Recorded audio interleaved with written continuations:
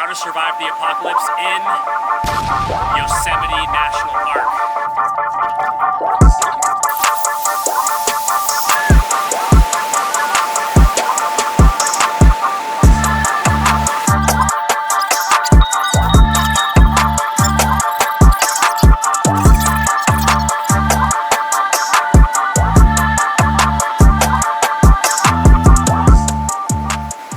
So when we're talking about surviving the apocalypse in Yosemite, we need to think about your basic survival needs like food, water, and shelter, and then how to survive dangers like people, predators, elements, etc. All right, guys, do me a favor, pause this video, read the disclaimer right here. I just want you to understand that this video, you're not supposed to go out and do any of this kind of stuff. This is only if the world fell into total chaos. It was the apocalypse. There's no more government, no more law. It's basically total anarchy, every man for himself. So pause the video, read the disclaimer. There's a 5-step process for this apocalypse plan. Step 1, apocalypse gets triggered, EMP gets hit, military boots on the ground here in the US, or who knows what. Something triggers the apocalypse. Yellowstone goes off. Who knows? Nuclear missile warfare. I don't know. Something happens. Apocalypse triggered. So that triggers step 2, which is get to your location. In this case, it's going to be Yosemite National Park. Step 3, you're going to assess the area because once you get there, it's not going to be exactly the same as when you were there last. So you got to assess the area. Step 4, execute your survival plan. And step 5, get comms or communications. You need to figure out how to get in touch with humans, whether it's going to be a community just outside Yosemite to try to survive the apocalypse. You're just tuning into communications to see, okay, is the apocalypse over? Once you have your 5-step plan, there's 2 major things. You got to find and avoid. There's 3 in each. You got to find shelter, water, food, and you got to avoid humans, predators, and elements. The find is what will make you live. The avoid will make you stop living. So every location is going to be a little bit different. We went over Zion before and we went over the Grand Canyon. Some things will be similar. Some things will be different. So for shelter, you got to decide, is my shelter going to be in the canyon or outside the canyon? There's perks to both. You got to decide what's best for you. So if you're outside the canyon, you'll probably be either let's say here's the mountains around the canyon, here's Groveland, and then there's also a highway that takes you out. You could be up in that Groveland area. You could be up and around the mountain range on the back sides. You could be just off of that highway right there. You got to decide, are you going to be in or outside the canyon? If you're outside the canyon, those are your areas. And then, of course, if you're inside the canyon, you can figure out what's going to work best for you. In this scenario versus in the Zion and Grand Canyon options, I actually like the in the canyon option better than I do the other 2 locations. One, the canyon appears a lot bigger. I don't actually know the square footage or how many acres are inside the canyon of Yosemite. I'm going to look that up. The landmass of Yosemite National Park is 760,000 acres, which is 1,187 square miles. So it's massive. Inside the canyon, I don't know how big that is. So, you'll have to look at a map and see how large the actual canyon itself is. Definitely a lot smaller than that 1,187 square miles as far as I'm concerned. So I bet a lot of that is going to be in the mountains and on the backsides of the national park. There's a lot more denser tree coverage and less light penetration into this canyon versus the Zion, and it's less treacherous than the Grand Canyon because the Grand Canyon is essentially a desert. There's nothing there. This canyon is more pine foresty, more similar to where I'm from here in Idaho. The forest reminds me a lot more. There's a lot of oak trees and stuff on the inside. I really like the in the canyon option for this one. Outside the canyon is not bad either. There's a lot of wild game, acorn trees, water sources, etc. You got the Merced River running through the canyon. You got tons of creeks and rivers and whatnot all up in this area.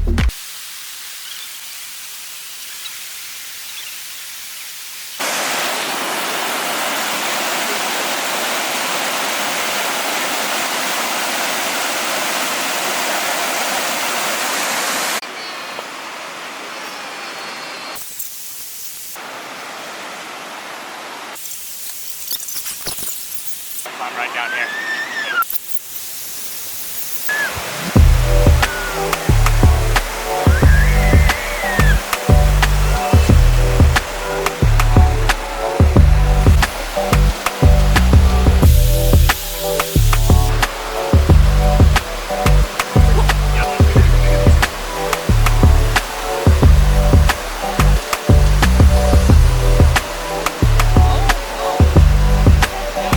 That goes down to the water source, creeks, rivers, waterfalls. You got a lot of options for water here year round. They've got year round creeks. I'm pretty sure the Merced River is a year round river, although you probably don't want to drink out of either of those without filtering them. Definitely don't drink out of those without filtering them. You want to filter them and heat them. That's the best option. They're going to be cleaner than, say, the Virgin River that was over in Zion that had cyanobacteria.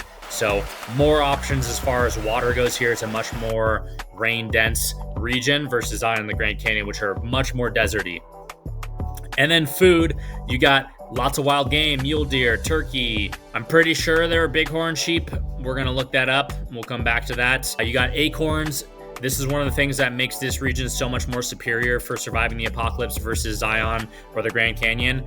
Acorns are an ancient superfood, not only for you to eat, but they're the best bait for any animal. I have seen and tried out countless different types of baits throughout my childhood until now to see what attracts animals better than anything else. And there is no better bait for deer, for pig. I'm sure elk and other animals too like it. I saw ravens. I saw countless times where there were a bunch of ravens hanging around a spot eating something. I was like, there must be a dead animal. Turns out it was acorns. So acorns is the best bait.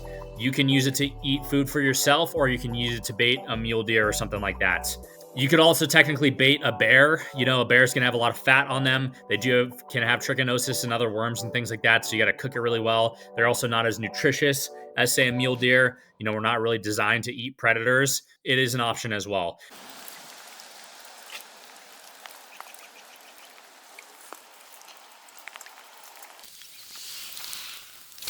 All right, so here is going to be your number one best food source for a variety of reasons. Come look at this real quick. What does that look like to you? These are acorns. So you see this? That's going to mean two things. One, we got an oak tree here. So oak trees are going to give us acorns, right? Acorns you can use for two things. One, you can make food out of them. Grind these down, soak them in water, cook them, and you can make delicious, high nutrition food. Our ancient ancestors ate these. And then on top of that, this is the best bait for deer. So in an apocalyptic situation, if you need to bait deer, especially in this season when it's snowy and there's going to be less acorns on the floor, if you can find acorns, you can crush them up and put them out in a spot and just keep refilling that, and you will get mule deer coming to eat from them. This is the best bait. There's no better bait you can buy. And then of course, if you're there in the right season, berries. We saw a bunch of blackberry brambles when we were out there, and we were staying right outside the canyon in Groveland. So those are the things to find: shelter, water, food. Now the things to avoid: you got to avoid humans. They're your number one threat. They're more dangerous than the elements or predators. And I'm not trying to take away glory from God. Obviously, he can destroy us with the elements. But the reality is humans are the most dangerous thing on the planet to other humans. We destroy each other more than anything else destroys us. And so in an apocalyptic type situation, if you can avoid humans, the only other thing you got to worry about is getting your food, water, and shelter. That's it. Humans can take your life, no problem. A gang of people, they're going to want to take your food, water, shelter, women, and children. You need to watch out for humans. They're the most dangerous thing and are capable of performing very heinous things. So you got to avoid humans in and outside the canyon. The ones inside the canyon are probably going to be a little bit more rugged. I'd probably be a little less concerned with them versus the ones outside the canyon. We're going to be showing a map soon for where humans are going to be coming from. A lot of big cities in California. Unfortunately, you're going to have some dangerous people coming from those areas. Whereas the Zion and the Grand Canyon, although they will have dangerous people coming there too, you're more in the desert, less population. I think the human dangers are less out there, but here in Yosemite, I think we're going to have a lot of human pressure. Predators, you got cougars, you got bears, mainly black bears. I've seen black bears. I went on a 2-week backpacking trip in Yosemite when I was in middle school, and we got jumped by black bears 3 times. Every single time we just chased them off with pots and pans, and we were little middle school kids. So if we can do that, you can do that. Cougars are pretty human averse. So typically you're not going to have a problem with cougars. They are generally, especially when they're full grown, they're smarter. They've been through some danger, so they know not to go after adults. Your kids, you got to keep your kids in check. They'll go after kids and little dogs and things like that. So make sure you're keeping a monitor of the people in your party. elements. So you have rock falls, flash floods, wind chills, and I put earthquakes here, even though anywhere around I forgot the name of the fault line that's there in California that runs up to Oregon. But you got earthquakes in California. So be careful. That's something that can happen. It's going to happen, regardless if you're in the Yosemite or not. But you are going to have wind chills during certain types of year, towards winter time. Flash floods, they do have some flash floods around the water areas. And then rock falls too. There were roads that were down due to rock falls while we were there. So those are the elements you have to worry about. In general, once again, the humans are going to be the main defining factor for what's going to be most dangerous for you guys. All right, so we're looking at a map here. So you can see Yosemite right there, and we've got the distances to each of the major cities: San Francisco, San Jose, Los Angeles, Las Vegas, Sacramento. Best believe people are coming from Reno. The thing about the Reno people is they have a lot of other nature spots around there, so you probably see less Reno people. I would say you are probably going to see some people coming from Fresno as well, Los Angeles, Las Vegas, San Jose, San Francisco, and Sacramento.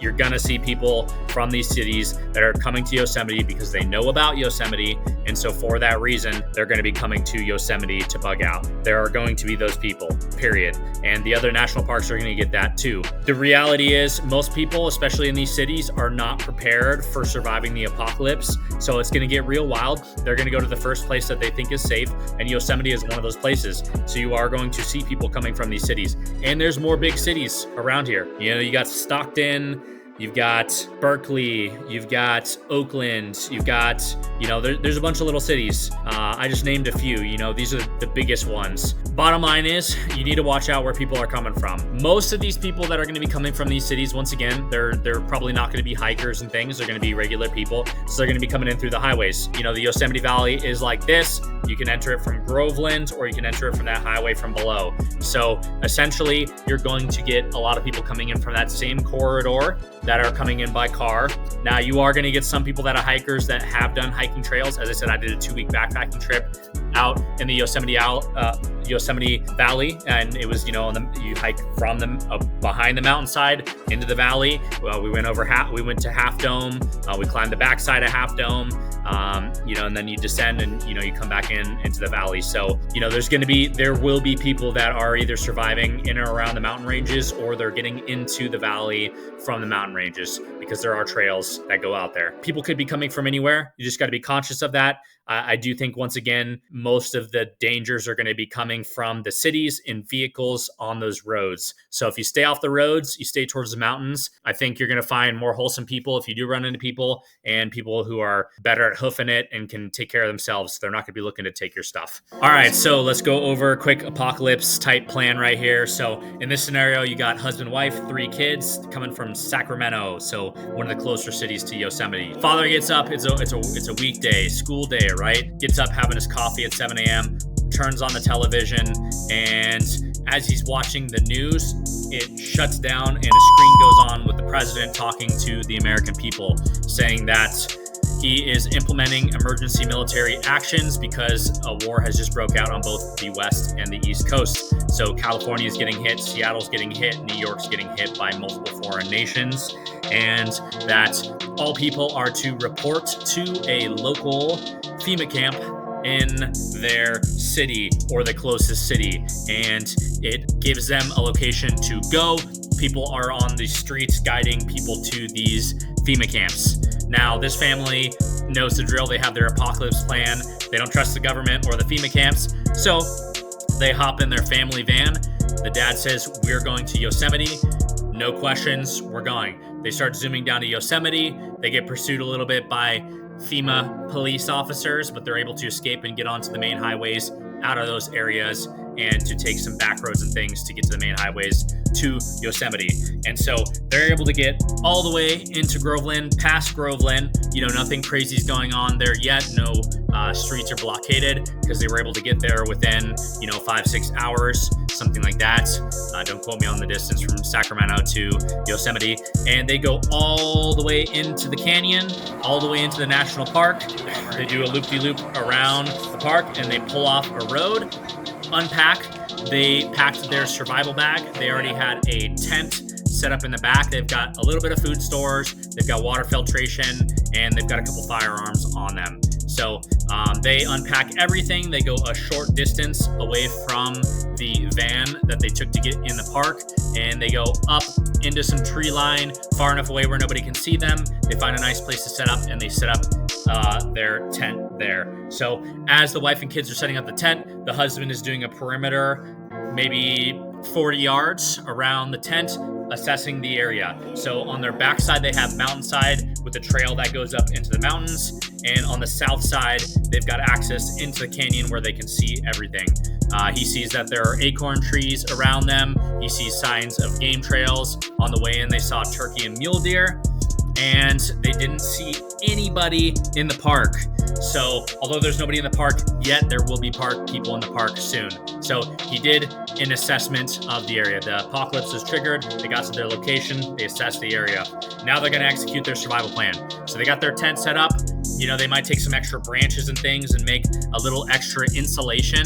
The time of year that they're here is maybe in March, so it's not uber cold, but it's definitely still a little bit of, you know, below 32-degree weather, you know, below freezing in the night times. So they set up some extra pine tree around their tent. It also gives it a little bit more of a camo look, so it's harder to spot them. They go and they gather up a ton of acorns. They locate where all the berry brambles are, so if they're there long enough, you know, if they're going to be there through the summer, there will be food there. The dad is watching out for mule deer. He finds a spot where he sees mule deer coming through, and he's able to assess that one mule deer is a buck. Even though it's shed season, they're losing their sheds. He's able to identify a buck.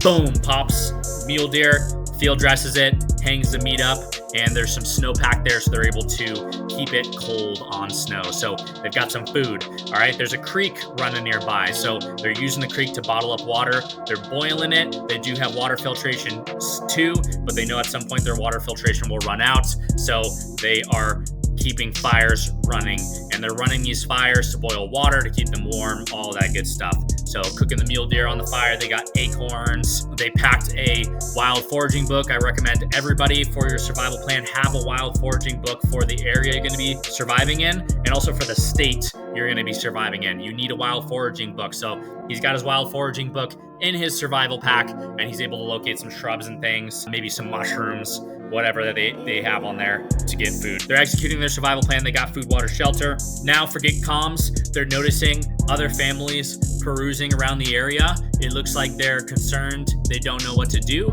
So the dad decides, you know, he gives the mom a firearm. They hang back with the kids. They observe from a distance. The dad goes in, waves them down, says, hey, we're here to help. I want to know what's going on with you. Maybe we can set up some sort of tribal barter system. And they integrate with that tribe. So now your tribe just got a little bit better. Now, hopefully that tribe had some other materials and things. You know, in this case, maybe they've got a ham radio, and they're communicating with people outside of Yosemite or people in Groveland, right? So they're communicating with people in Groveland who are giving them the lowdown on what's going down, you know, in the town, as well as is there any dangers coming into the city. Now, they might find out that with that ham radio, they're communicating with people in Groveland that they're okay with these people coming into Groveland, and that they've got a lot more food and water, and that they can actually use some hands for building walls and things to keep enemies from coming into the Groveland area, so that they can make a barter. You guys help us build the walls, we'll provide some extra food and some hunting materials. They decide to pack up. They get in the van. They zoom up to Groveland.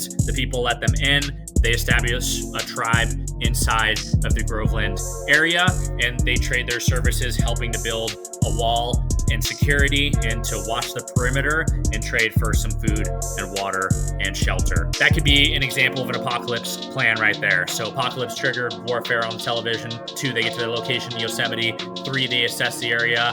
4, they execute their survival plan. And then 5, you know, they communicate with somebody else. They barter and then eventually get integrated into a bigger tribe in the Groveland area. So that's just one example of how an apocalypse could go down. Who knows how it's going to go down? That's just one example. A million things could happen. You're going to have tons of problems on the way, but I 100% believe you can survive the apocalypse with you and your family. So that's why you need to be trained and you need to have a plan. So have your plan in place, because you never know. Society is walking a tightrope and it can fall down at any moment. It's fragile. So have your training with you. Hope you got some out of this video.